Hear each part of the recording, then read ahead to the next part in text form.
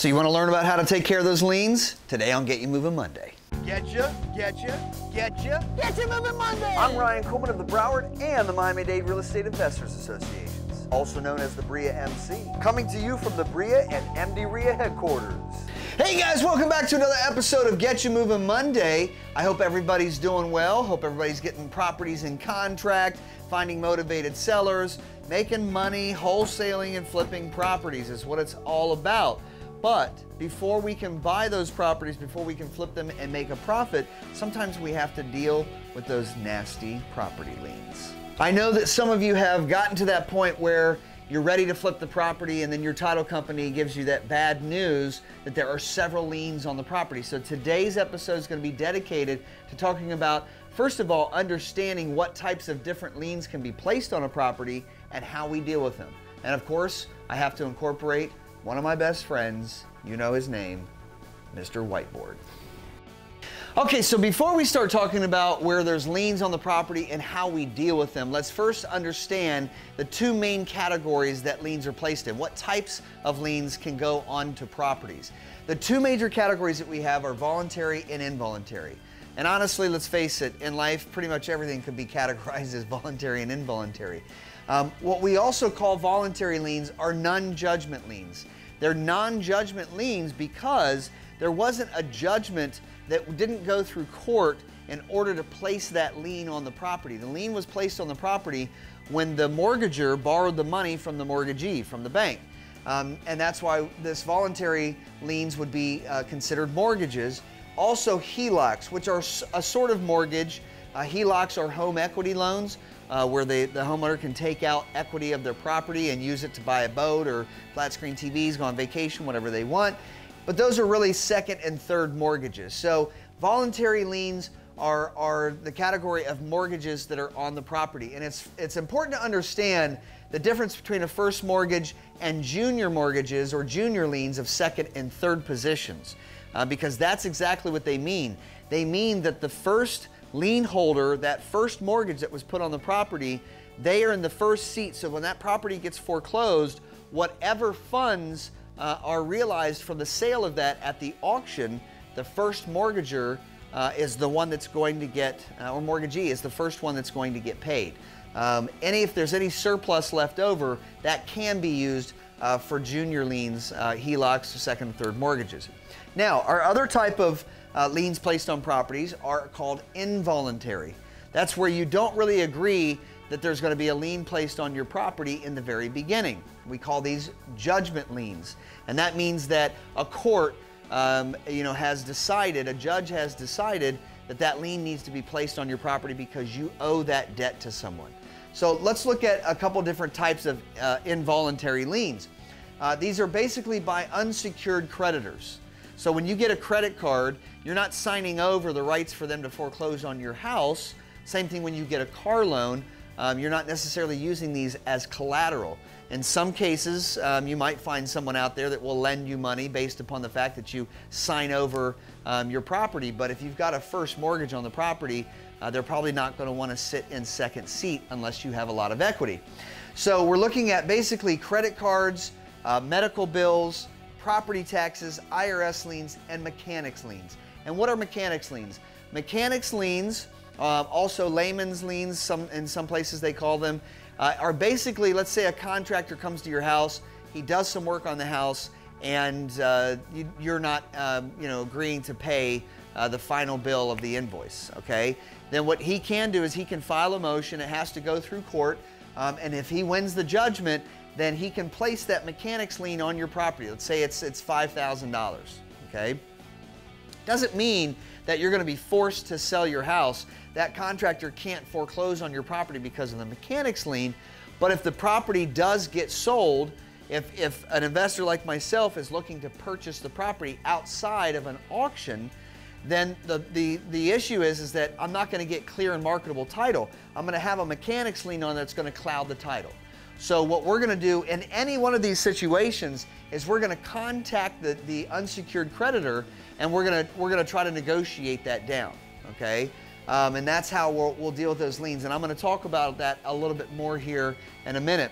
Now, the other thing I want you to understand about the voluntary and involuntary liens is that in our world, in real estate, when there is a foreclosure action on the property, that foreclosure action, 90% of the time, is where the first mortgage holder in first position, they are the ones that are foreclosing on the property because they're not getting paid.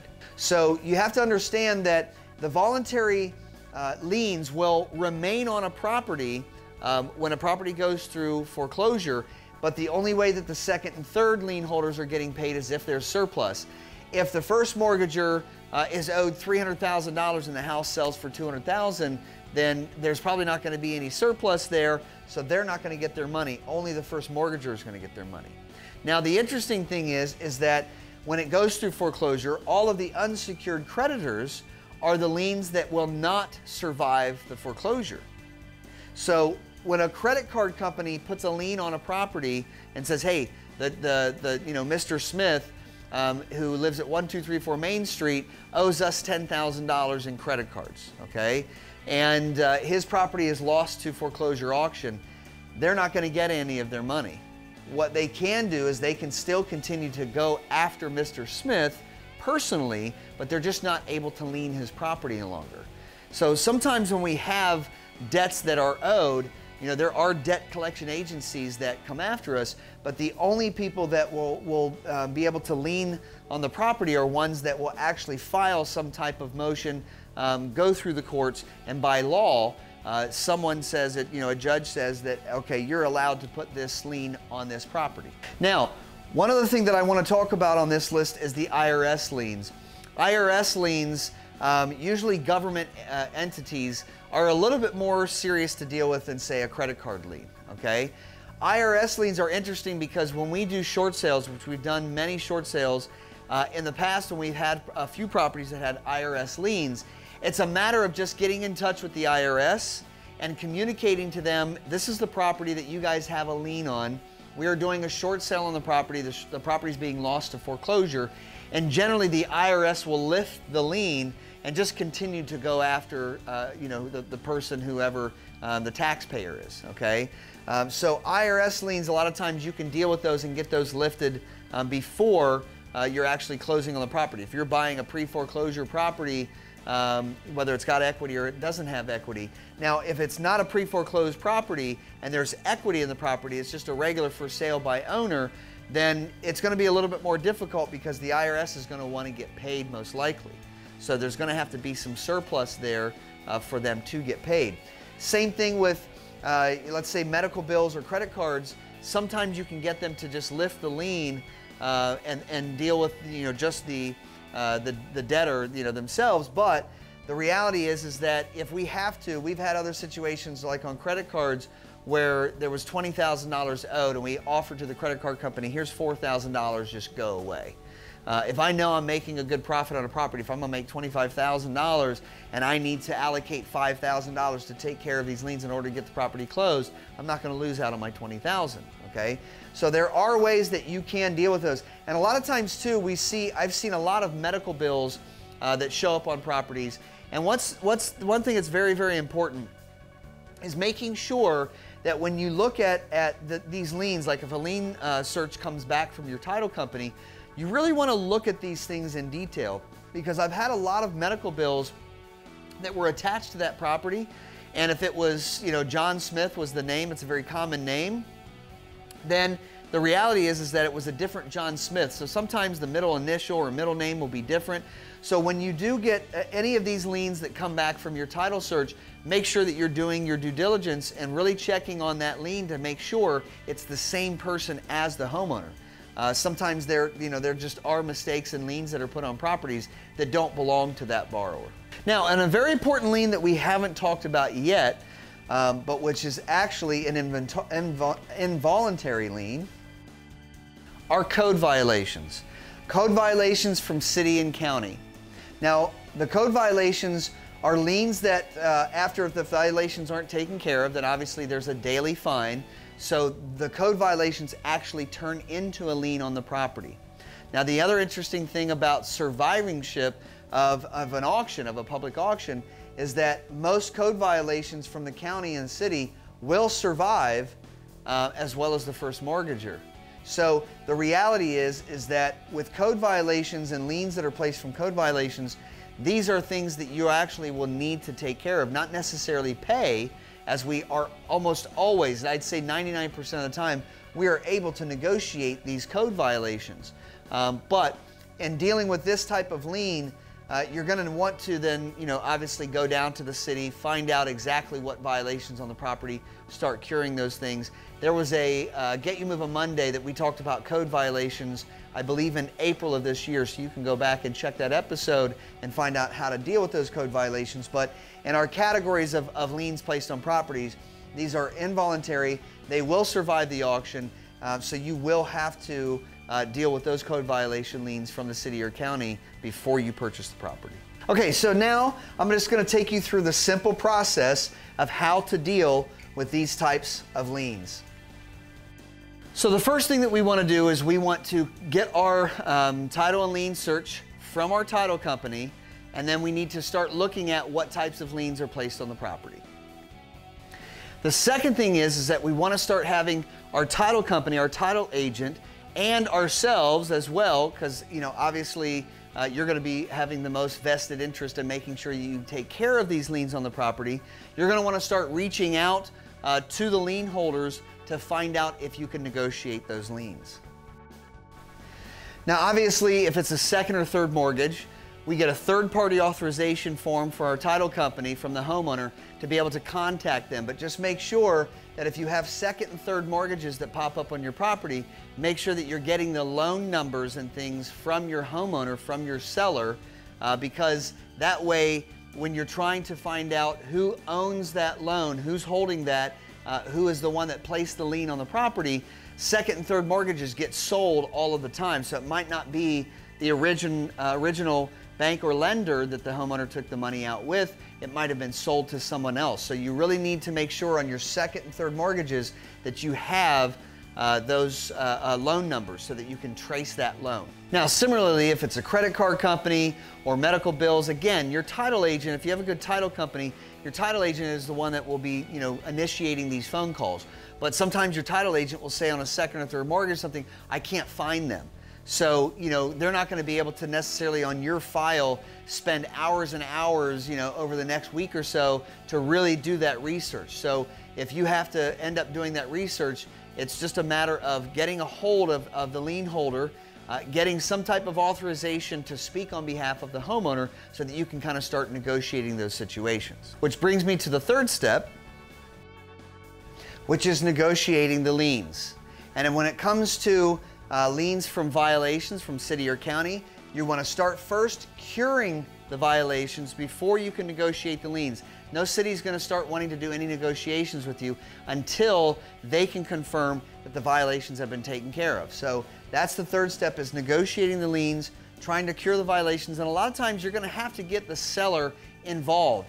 If they want their money or if they want out of foreclosure, whatever type of deal that it is, they should be motivated as a motivated seller to help in these situations, especially because these are situations and problems that they are the ones that started this whole thing. So it's really their responsibility, but we know that sometimes the homeowners don't have the wherewithal, they don't have the ability, or they don't have the money in order to negotiate and then pay those things. So depending upon what happens when you negotiate the liens, then you're going to probably be the one that's going to end up as the investor paying for that. If you're making a $20,000 profit on a flip and you've got a few liens that are totaling up to $3,000 or $4,000, then again, just like myself, you're not going to want to miss out on the money just because there's a few liens that you have to take care of.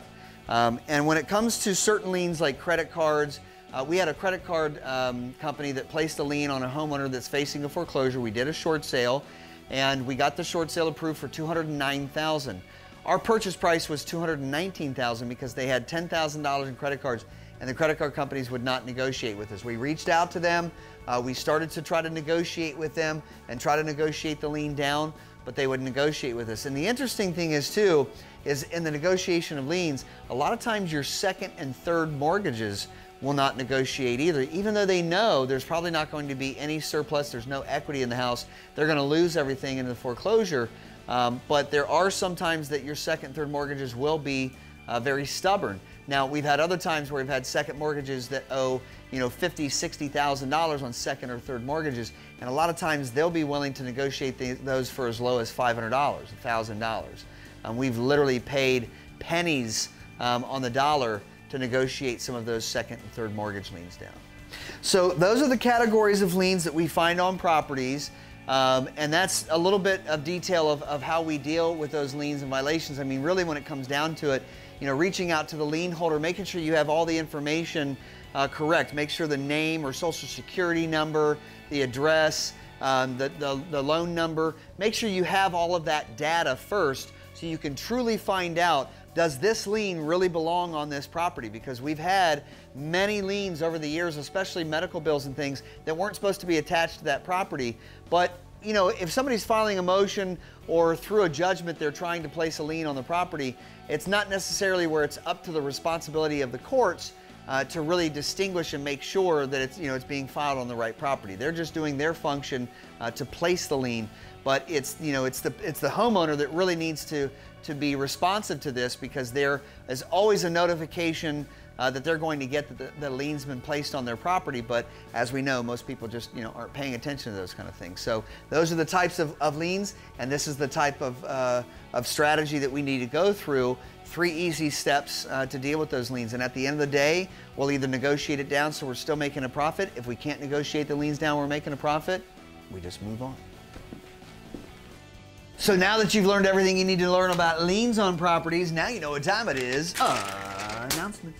Okay, so July the 11th. Yes, I know it is a little bit a ways away, but I just want to make sure we're announcing this every week. We are not having our meeting on July the 4th for obvious reasons. Enjoy your 4th of July. However, we are moving the meeting to the next following Wednesday, because we usually do our BREIA meetings on the first Wednesday of the month. So we're going to move it to the next week. Also, as I've been announcing, we are not having our Miami-Dade Real Estate Investors Association meeting for the month of July, because we have a very special guest that's coming in July. On July the 11th, that's Wednesday, at the Signature Grand, doors open at 5:30. We have Damian Rufus of Digital Systems. He is the team leader. His company runs all of our social media, our websites. So he's going to be coming into town for that night and for the Saturday workshop as well, which I'll talk about in a second. And he's going to be teaching you how to get your business online, how to get your business, a digital business, get your website started, your social media, get a presence online, because we know in today's day and age, the yellow book is gone. And you know, we are now online, a digital world. So if you're having a business today and you don't have a presence online or a digital presence, you definitely need to come to this meeting. Now, Damian's going to be coming back on Saturday following the meeting for an all-day event here at our offices. It's going to be July the 14th, okay? And on 14th, he's going to be teaching you everything that you need to know and understand about getting your business started digitally, which is your social media, having an online presence, and your website as well. He's going to have some special giveaways on that Saturday, and then he's going to give you guys the opportunity to be consulted by him. Like I said, if you already have a website built, he and his team will give you some consultation and show you how to either build a new website or take the existing website that you have, make sure that it's search engine optimization friendly, and how to really boost your business and get your business to the next level. So that's going to be at the main meeting, July the 11th at the Signature Grand. And then that Saturday on July the 14th, we're going to have a one-day workshop right here at our offices in Plantation. All right, boys and girls, well, unfortunately, that's all the time we have for today's episode. I hope that today I got you guys moving. Make sure that you're checking our calendars on BREIA.com and MiamiDadeREIA.org for all of our upcoming events. Again, we will not have the Miami-Dade Real Estate Investors Association meeting for July, so everybody in Miami-Dade, just come on up. It's one night. Just come on up to Broward, and let's all come together like a happy family, and let's really learn about how to get our businesses online and get that presence going so we can generate more business for us.